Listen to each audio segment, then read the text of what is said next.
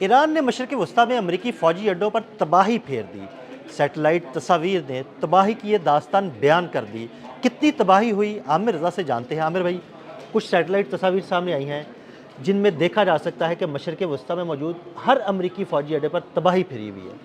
देखें, पहली बात तो ये है कि खुशी की बात है कि ये तबाही फिरी है। देखिए, तबाही पर खुश नहीं होना चाहिए, लेकिन लेकिन मुझे ये अमरीका की तबाही फिरी है। देखिए, अमेरिका की फिरे या ना फिरे, जो हमलावर है उसकी फिरे, मैं तो ये कहता हूँ। बिल्कुल बिल्कुल। अब मैं हर उस मजलूम के साथ हूँ जिस पर हमला हो।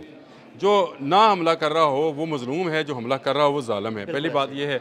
दूसरा, आपको एक मैं बड़ी खबर देने जा रहा हूँ इस वक्त कि तमाम खलीजी ममालिक के तमाम अमरीकी फ़ौजी अड्डे खाली किए जा रहे हैं। खलीजी ममालिक ने कह दिया है कि भाई फ़ौजी अड्डे खाली करो, निकलो। यानी खलीजी मालिक को पता लग गया कि भाई हमारी हिफाजत करने में नाकाम रहे, अब निकलो यहाँ से। ये मेरी खबर नहीं है, ये रशियन टीवी की खबर है कि खाली किए जा रहे हैं तमाम फ़ौजी अड्डे जो कि खलीज में अमेरिका के पास थे, क्योंकि अब उसके पास कोई जवाज़ बाकी नहीं रह गया। वो अपने फ़ौजी अड्डों की हिफाजत नहीं कर सका है और अब उनको खाली किया जा रहा है। यानी वो अपने फौजी अड्डों की हिफाजत नहीं कर सका तो खलीजी ममालिक की हिफाजत क्या करेगा? वहाँ के लोगों की हिफाजत क्या आखिर उनकी समझ में बात आ गई ना। आनी चाहिए ना, समझ में आनी। जो अपनी हिफाजत नहीं कर पाता है। अब आप एक बात बताऊंगा आपको, हमारा सऊदी अरब के साथ एक माहिदा हुआ था। क्यों हुआ था? क्योंकि हमने अपने से 10 गुना बड़ी फौज को मार लिया था। बिल्कुल ऐसे ही। और जब आपने उसको मार लिया तो आप दुनिया ने समझा कि भाई ये बेहतरीन दिफा करना जानते हैं, तो हमारे साथ माहिदा हो गया। और उसके बाद कई ममालिक हमारे साथ माहिदा करना चाहते हैं, तुर्की भी उसमें शामिल है, क्योंकि उनको पता है ये दिफा कर सकते हैं। अमेरिका ये दिफा करने में नाकाम हो गया, ऐसा ही है। ईरान अपना दिफा करने में कामयाब हो गया। जो मैं कहता हूँ अमेरिका हार गया, ऐसा ही है। ईरान जीत गया। तो उसकी बड़ी वजह यही है कि जो दिफा करने में कामयाब हो जाता है वो फातिहा होता है। आमिर भाई, सारी बात ही दिफा की है। हाँ, सारी बात ही दिफा की है, और इसीलिए हम इसको दिफाई टेक्नोलॉजी कहते हैं, दिफाई फोर्सेस कहते हैं, और दिफाई जो है हिकमत अमली कहते हैं। कभी आपने सुना है कि ये हमारे, लेकिन अमेरिका जो है वो पेट हेक्सत को वॉर मिनिस्टर बनाता है, यानी वजीर जंग। बिल्कुल। अब अंदाज़ा करें इनकी ज़हनियत हम का, वज़ीर दिफा बनाते हैं। इस कलाउनुमा डिफेंस इंसान मिनिस्टर। का, इस कलाउनुमा इंसान का कि इसने इस जंग के लिए वजीर जंग मुकर्रर किया पेट हेक्सत को, और बाद में उसी पर इल्ज़ाम लगाया कि इसने ईरान के मतलब मुझे गलत खबर दी थी। अब आप अंदाज़ा करें, मतलब मैं हैरान हूँ। लेकिन आपके लिए ये बड़ी खबर ये है कि खलीजी ममालिक से इसका तसल्लुत ख़त्म होना शुरू हो गया है। आरटी ने इसके लिए पूरी वो जो है वो जारी कर दिया है कि कैसे कैसे ये अपने अड्डे जो हैं यहाँ से खाली करेंगे, क्योंकि ईरान इसके ख़िलाफ़ मुस्तकिल कार्रवाइयाँ जारी रखने का इरादा रखता है। आमिर भाई, खलीजी ममालिक ने अड्डों के लिए जगह भी दी और इनको अरबों डॉलर्स भी दिए कि जनाब ये पैसे पकड़े, हमारी हिफाजत करिएगा। मज़ाइल इनका, ख़रीद कौन रहा है? खलीजी ममालिक। इस्तेमाल कौन कर रहा है? इनके फ़ौजी। बिल्कुल। अब अंदाज़ा करें ना, वो कहते ने चौपड़ियाँ नाले दो दो, बिल्कुल। यानी दोनों तरफ से लूट रहा था ये अमेरिका। लेकिन ईरान ने इसकी कलई खोल दी कि ये भाई दुनिया में कोई सुपर पावर नहीं है। अल्लाह ताला किसी को जब कुव्वत ईमानी देता है तो उसके सामने कोई सुपर पावर ठहर नहीं सकती है। बिल्कुल ऐसे ही वो चाहे रोमन्स हों, चाहे आप पुराने चंगेज़ हों, चाहे पुराना कोई भी आप उठा कर देख लें, जब कुव्वत ईमानी से सामना होता है तो बड़ी बड़ी फ़ौजें जो हैं यानी 1 लाख के रोमन्स जो हैं वो 10,000 खालिद बिन वलीद के फ़ौजियों के सामने नहीं ठहर पाए थे। ये तारीख है। मैं अभी हमारे पास सबसे बड़ी मिसाल 313 और 1000 की है, वो भी मिसाल है। अब मुझे बताएं, जब इस तरह की मामला हो तो उसमें अब ये अपने फ़ौजी अड्डे खाली करने जा रहा है। मैं ये कल जब खबर ये मेरे पास आई है दिल सा, तो मैं खुश हुआ कि मुझसे मेरे घर वाले कहते कि हंस क्यों रहा है। मैंने कहा खबर ऐसी है, क्योंकि मुझे नज़र आता था कि हमारे जो खलीजी ममालिक हैं, मुसलमान भाई हैं, ये फंसे हुए हैं।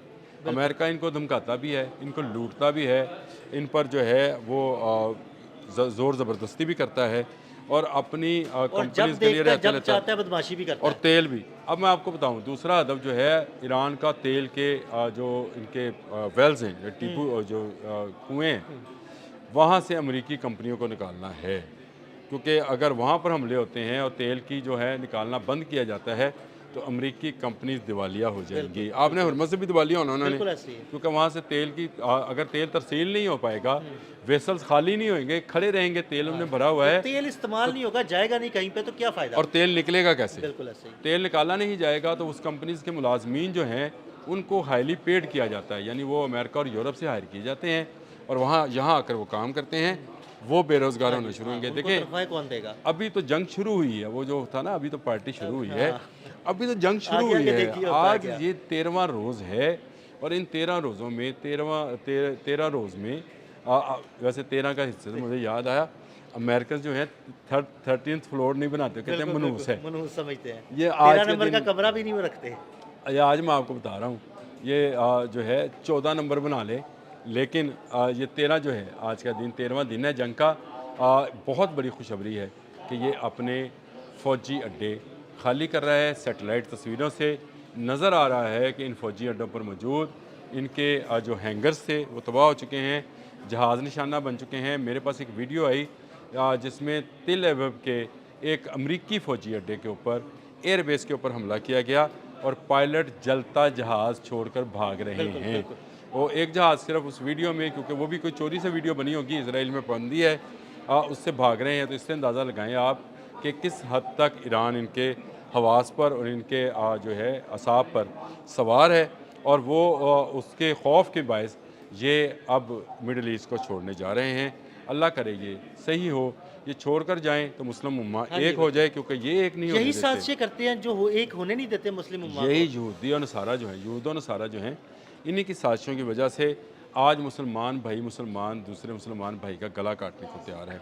काटने वाले को नहीं पता कि मैं क्यों काट रहा हूँ, और कटने वाले को नहीं पता कि मैं क्यों कट रहा बिल्कुल हूँ। ऐसे ही है। लेकिन हमें एक उम्मत की बजाय शराज़ों में बिखेर दिया गया, मुख्तलिफ ग्रुपों में, गिरोहों में तकसीम कर दिया गया। ये कुदरत शायद एक मौका लेकर आई है हमारे लिए कि हम सब दोबारा जो हैं इकट्ठे हों। अमेरिका और इसराइल का तसल्लुत जो है हम तस्लीम नहीं करें। और मैं आपको बता दूं, आज ये जंग टलेगी तो फिर एक लंबे अरसे के लिए टल जाएगी, इंशाल्लाह। क्योंकि ये जवाब जो है जो ईरान ने दिया है, हाँ जी, ये जो जवाब दिया है ना, इसकी तवक्को इनको नहीं थी। ये गैर मुतवक्को जवाब है। और इसके बाद अमेरिका अपनी वो साख जो कि वो डराया करता था मुस्लिम ममालिक को, वो ख़त्म हो जाएगी। और तमाम ममालिक ये बात सोचने में मजबूर हो जाएंगे कि दिफाई टेक्नोलॉजी वो जो अपनी हो। अगर आपने बाहर से लेनी है तो अगर आपने हरमुज़ जैसे रास्ते बंद कर दिए जाएं तो आप तक ना खाना आएगा, ना अद्वियात आएंगी, ना गोला आएगा, ना बरूद आएगा, ना आपके पास टेक्नोलॉजी आएगी। तो आप एक लैंड लॉक कंट्री की तरह ज़िंदगी गुजारने पर मजबूर होंगे। अब तमाम वो ममालिक जो कि इस्लामी ममालिक हैं, जैसे तुर्की है, इंडोनेशिया है और बाकी ममालिक हैं, पाकिस्तान तो है ही, ये तमाम ममालिक अपने डिफेंस के मतलब सोचेंगे और अपना दिफा मजबूत करने की बात करेंगे। ईरान ने क्योंकि साबित किया है कि एक अच्छा दिफा जो है वही आपकी बेहतरीन हिकमत अमली होती है। आप अपने वतन के अंदर बैठे हैं, 12,000 किलोमीटर का फासला तय कर कर अभी कोई अबरहा आया है दोबारा से कि उसको किसी सजील के साथ जो है और किसी अबाबील के साथ जो है उसको तबाह किया जा सकता है। ये कोई गैर मुमकिन चीज़ नहीं है। फ़ौजी अड्डे खाली हो गए, मैं खुश हूँ। अदील साहब ने बात छेड़ दी, मैंने कहा मैं आपसे अपने दिल की भी बात कहूँ कि इनके फ़ौजी अड्डे खाली होने का मुझे ज़्यादा खुशी क्यों है, तो मुझे लगता है कि शायद मुस्लिम दुनिया फिर से एक उम्मत के तौर पर रिएक्ट करेगी और यहूद और नसारा के ख़िलाफ़ एक मुश्तरका कार्रवाई कर सकती है। बहुत शुक्रिया आमिर भाई। आमिर भाई ने ताज़ा सूरत हाल से आपको आगाह किया। आदिल अहमद और आमिर रज़ा को इजाज़त दीजिएगा। अल्लाह हाफ़िज़।